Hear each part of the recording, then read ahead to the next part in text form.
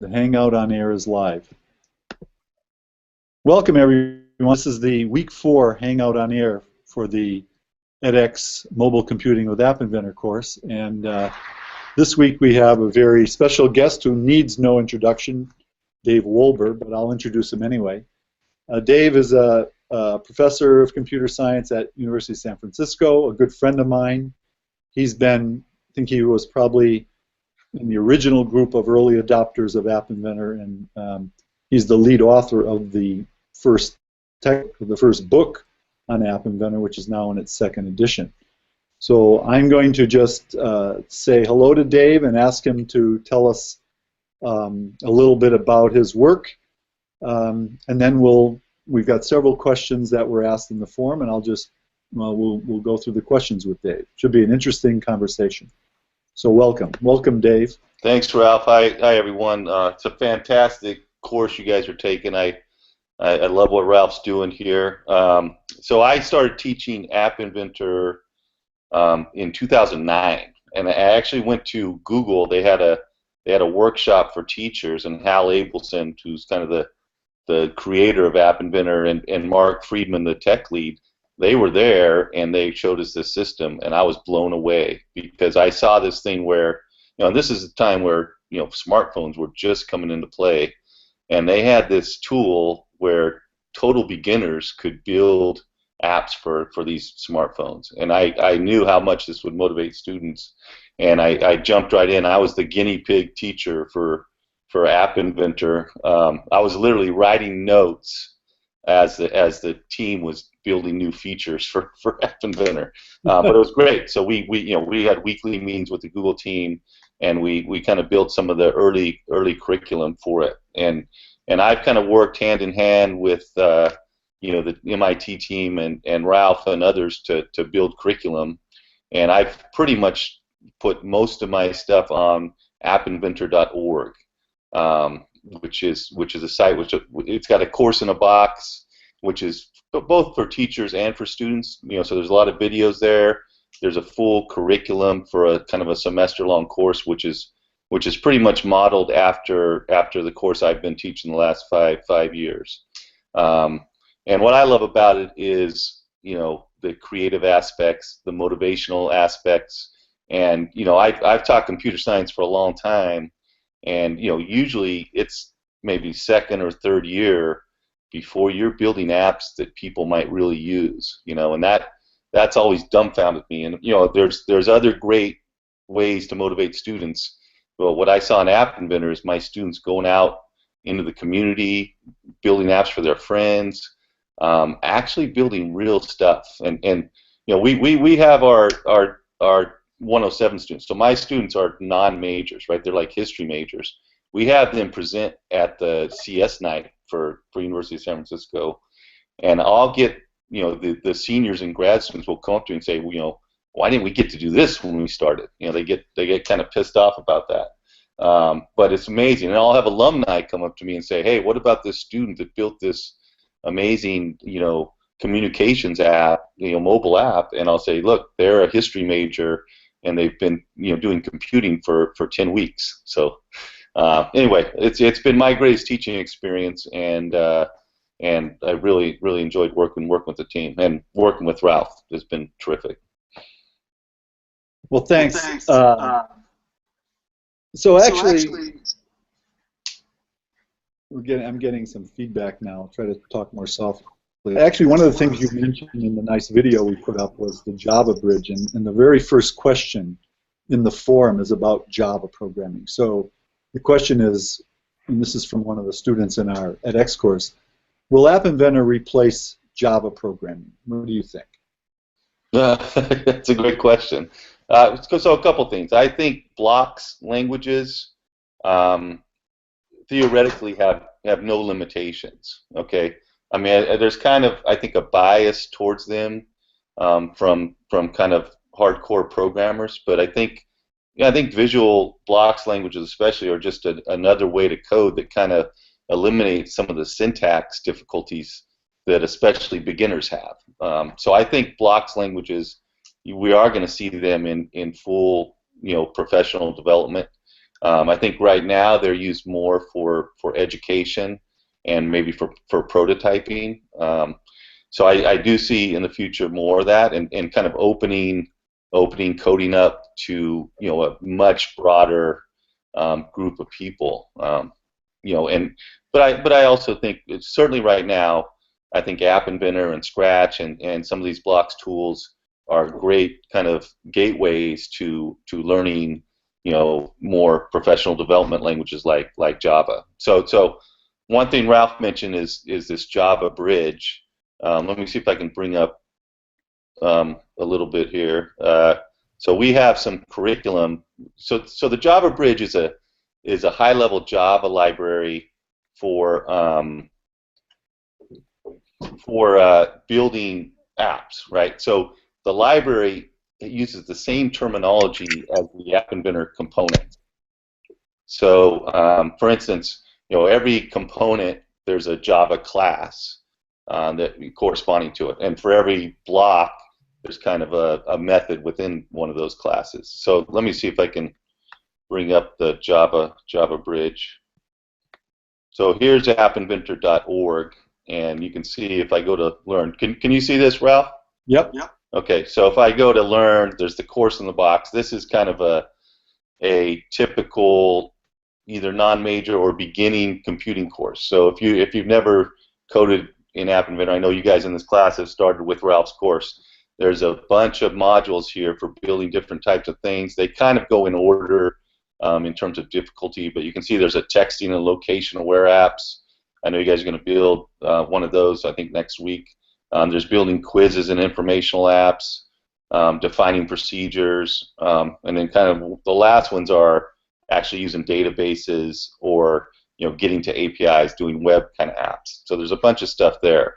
But back to what I was talking to, the Java bridge is a module we just kind of added, and so this is some lessons that you can learn in terms of building kind of the same apps that are in the App Inventor book. The beginning apps like PaintPot and MoleMash, and similar to ones you guys have done in your class so far, but building them with this Java bridge.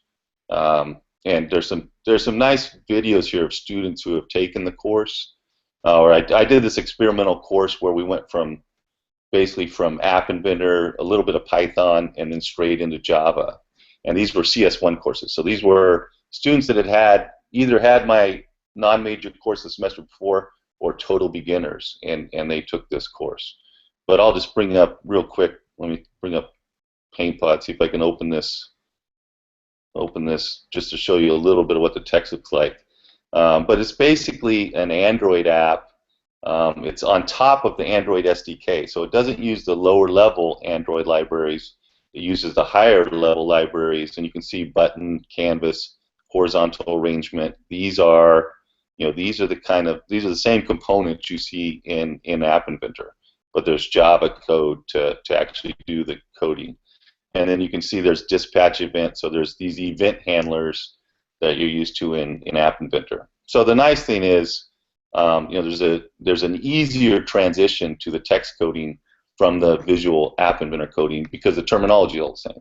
So I think for those of you enjoying this class you're taking right now, it might be a great thing for your next thing you try. Or what I did in my class was you learned a little Python before you switched to the Java. Hi, am I back on the screen now? Yep. Okay, great. That was great. One thing I should mention when I introduced David, the reason we invited him before. Dave, can you mute? Is it the feedback coming through Dave? Okay, the reason we invited Dave in week 4 is because the Broadcast Hub app that we're doing right now for week 4 is an app that Dave created for his book, and we've used it in our courses. My course is a knockoff of Dave's course, and it's been a great success. So I hope folks in the course are enjoying it as much as we found it a nice app. Okay, next question. There's a question here about. Ralph, can I say a little bit about the Broadcast Hub app? Sure. Yeah. Yeah, I just wanted to mention uh, a student built kind of the first version of that thing in 2010. You know, it's an app where people can text into the hub, who's kind of like the event scheduler person, and then whatever text comes in go out to everybody else. So anyway, we built this thing. A student built it, then we put it up as a tutorial. And what was interesting, somebody saw the tutorial. This guy from Helsinki, Finland, and he had never coded, but he had kind of looked at App Inventor and saw it, and then he saw this tutorial, and he was running this big conference, and the conference ended up having 1,000 people, but he took this app, customized it, and used it for this event. All their kind of communication between all the members of the conference, they used, I think this was 2010. These days there's a lot of apps like that. Back then there wasn't, and so he found this thing and was able to customize it and kind of use it for real, and realized this was an app built by a international studies major who had taken one 15-week programming course. So I thought it's a pretty incredible story. But one thing about the app, which I hope you guys enjoy building, is it's pretty powerful, right? You can now text and use texting within your apps, and you can build all kinds of stuff. There's a lot of room for some cool innovations there.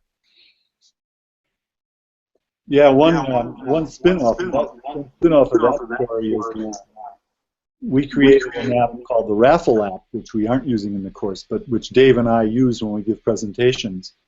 The way that app works is you text text the word raffle to the hub, and then it puts the people who text raffle into a big list.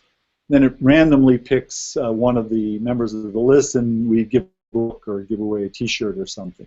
So it's a great app for workshops and conferences. And one of the most amazing experiences I saw was Dave doing this raffle app last year in an audience of 300 Chinese teachers in Guangzhou, China.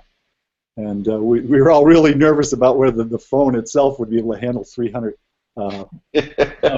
phone numbers coming in, but it worked great. Yeah, Dave?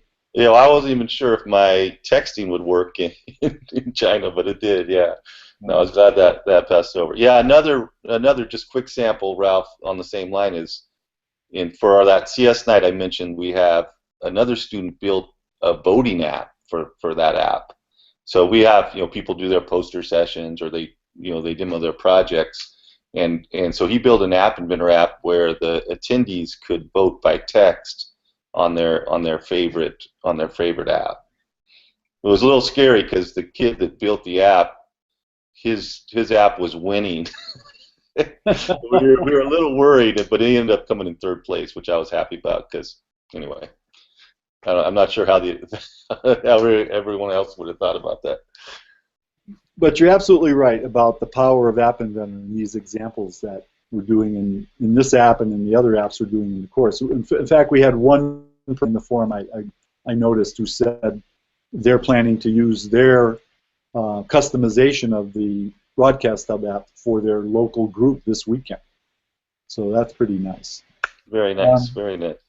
Here's another question. And this is more an App Inventor nuts and bolts question, but is there any way to get your own blocks, for example, procedures, saved in a way that you can then import them into other projects? Good. Well, yeah, thanks. This is a good question to kind of give some props to your instructor, Ralph Morelli, because Ralph and his students, what's Grace's last name, Ralph? Ryu, yeah. So they've developed this backpack feature that I'm sure you guys have seen, that little backpack in the top right corner. But the nice thing is you can stick things in that, including procedures, and then bring them into other apps. So this is a huge thing, and finally, App Inventor has a way to share your code between apps. I like in my class we talk about procedures, and before it was kind of hard because you would talk about procedures and say, look, you could use this twice in the same app, but really it's really hard. It was hard to use it in different apps, and and the backpack allows that. I think that backpack can even be extended. You know, one difficulty is if you've got different components in different apps, how do the shared stuff work? And I think we can even extend it more to make it where sharing code within App Inventor is almost like the way you can do it with other languages. Yeah, that would be great if you could automatically import libraries from the project list without having to manually paste the blocks in. That might be Right. another feature. Yeah, and I like Randy mentioned the backpack is not persistent, and that's a very good point, Randy. That's another second feature that can be added. So Ralph, I don't know. you should be working on that right now. I'll get Grace working on that. Yeah, there you go. I don't know whether you know about this particular development, but will we be able to create our own blocks and components in the future? And if so, when? Good. Yeah. So I don't know if you guys have talked about this in class, but there's a new feature that's not been added to the main thread of App Inventor yet. It's very close. Called just called App Inventor extensions. Now this might not be exactly what you're talking about. So the extensions are, you build some code with Java. So you basically, there's a certain format that you have to put the Java code in, and then you can make that to be a new component in App Inventor. So that's kind of a nice thing. Now that's a little bit different than being able to basically create a procedure or create blocks that could get added to the App Inventor system. In other words, using App Inventor to create a new block for App Inventor. That's another great idea that I don't think there's plans for that right now. We're very close to having the extensions where a Java programmer could extend App Inventor. But even what Randy mentioned about persistent backpack, that would be one step on the way of having kind of be able to create new blocks. Yeah, I mean that would be the logical next step is allow the backpack to persist so that you can just sort of carry it around with you as long as you want. Another would be to have some kind of statement or some kind of new block in App Inventor that would let you import the blocks or maybe even the blocks and components from another project and just merge them in. There already is a merge tool that we haven't talked about and haven't featured at all in the course that is available on the App Inventor site, but so that's also another way to merge projects. So maybe I can mention one thing, and I don't know how much you guys have used this in your class, but the App Inventor gallery, which got put into App Inventor maybe, I don't know, 5 months ago, something like that. But the gallery is a nice place to share code, and basically, you can store your project in the gallery, give it a name, give it a description, and then it's basically a searchable gallery. It's basically I look at it as one of the greatest open source programming experiments ever. Because a lot of open source stuff, it's so hard to like in Java or Python, it's so hard to even get a system up and running to use somebody else's code.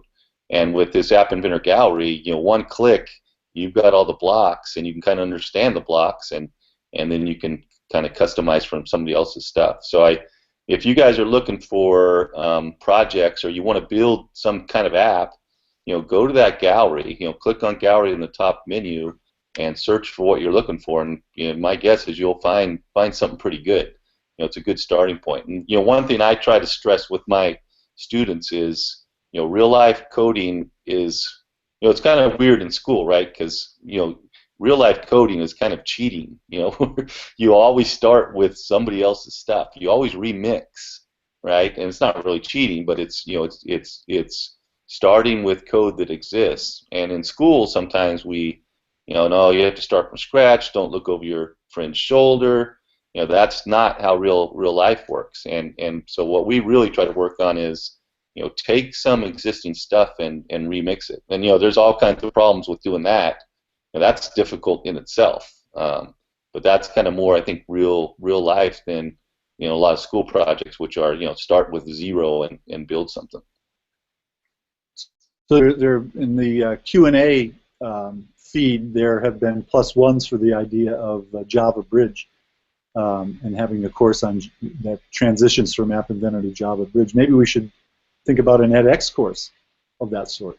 Sure thing. I would love it. So yeah, I taught the course. We did 6 or 7 weeks of Python.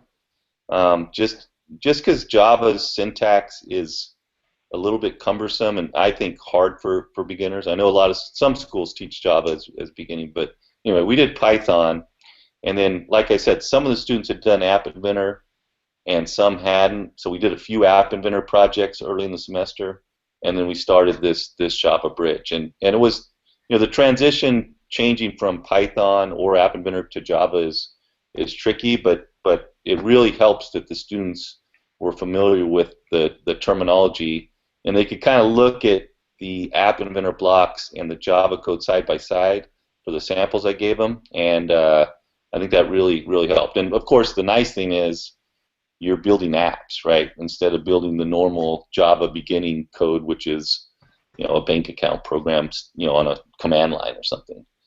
So that was pretty interesting, and definitely check out on appinventor.org that Java Bridge. There's samples and there's a couple lessons, so there's at least something to get you going and get started with it. And I think what Ralph mentioned, though, is I think it'd be great to have a full class, online class, where someone could transition in that way. I'll just mention one other thing. I've got some students working on a Java code generation system where you would go, within App Inventor, you click one button and it generates whatever you built. It generates that code in Java for you. So I'm really excited about that project, but we're still a few months away with that one. So that is a research project? Correct. Yeah, we had done something with App Inventor 1, and then now we've converted it to App Inventor 2, and I've got a couple master students that are getting pretty close to having something that is usable. There's some difficult things like App Inventor. There's no type checking, right? And you have to generate this Java code where of course you have to declare your types like integer, float, all that stuff before the code is used. So there's some tricky stuff, but we're hoping to have something out, maybe in a couple months. That'd be great. So here's another question. This is from Randy McDonald. Hi, Randy. And the question is, can we be more precise about when the extension component development kit will be available? Yeah, good. Ralph, do you know is there? Well, I know just for, hanging out on the App Inventor development forum that Hal is really pushing hard.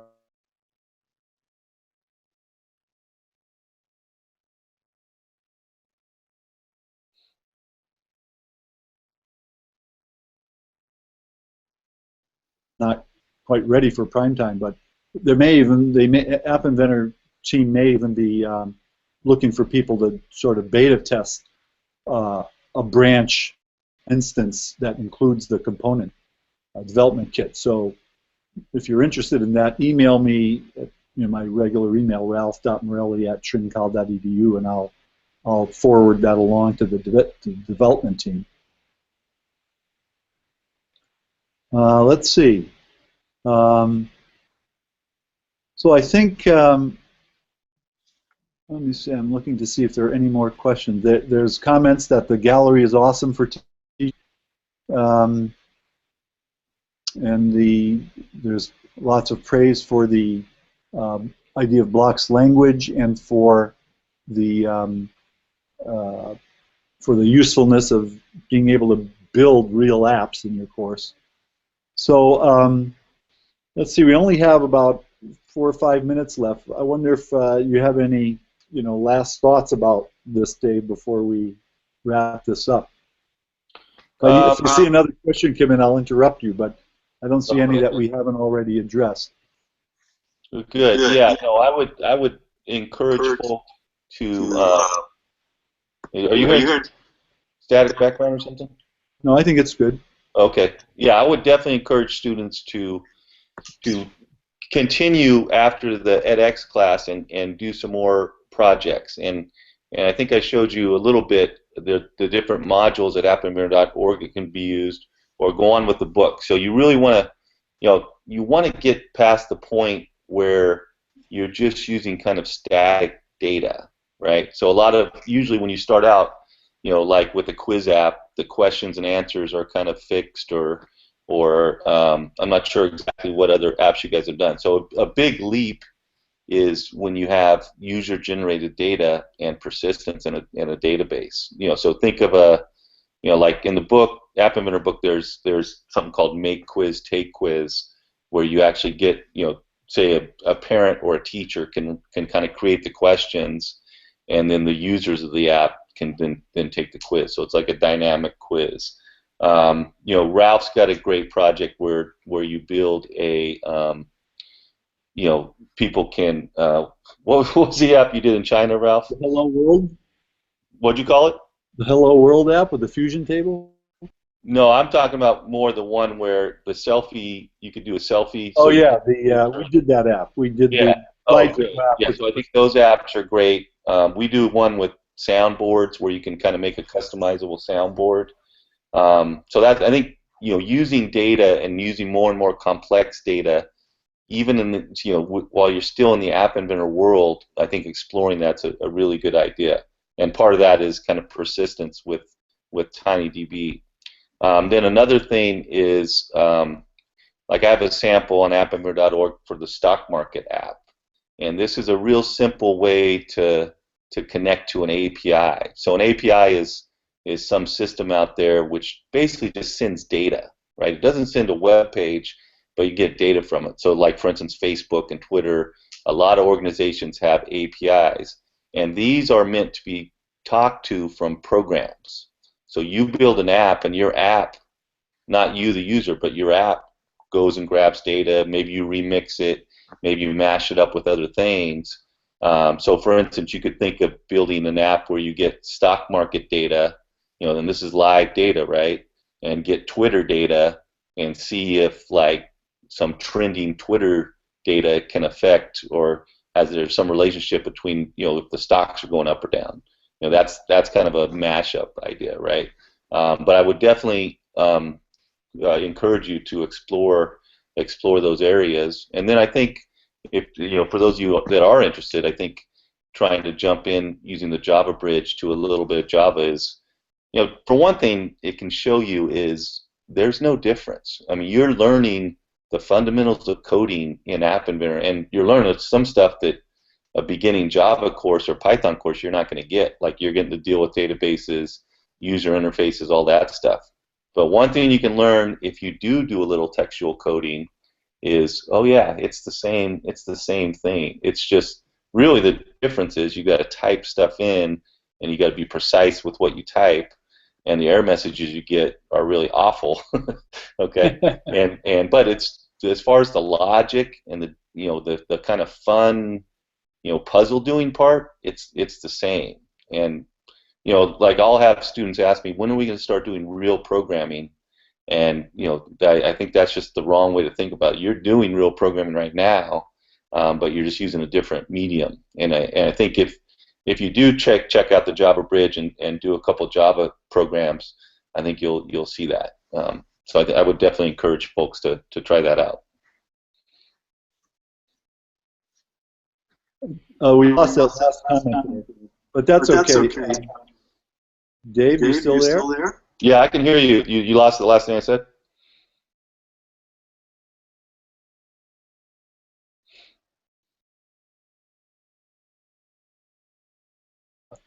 As luck would have it, I'm in a meeting in Chicago where I bumped into Owen Astrakhan, who's a professor at Duke.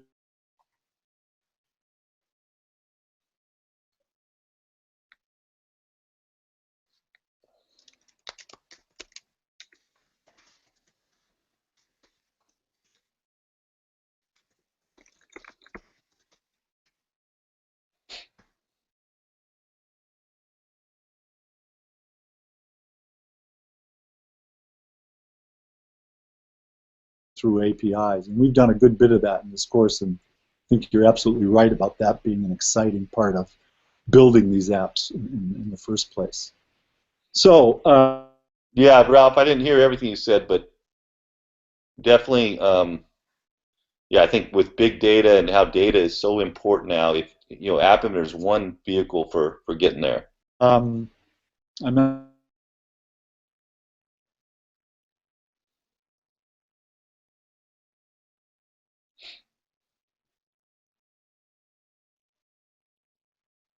midnight UTC time is going to be a game of a strategy.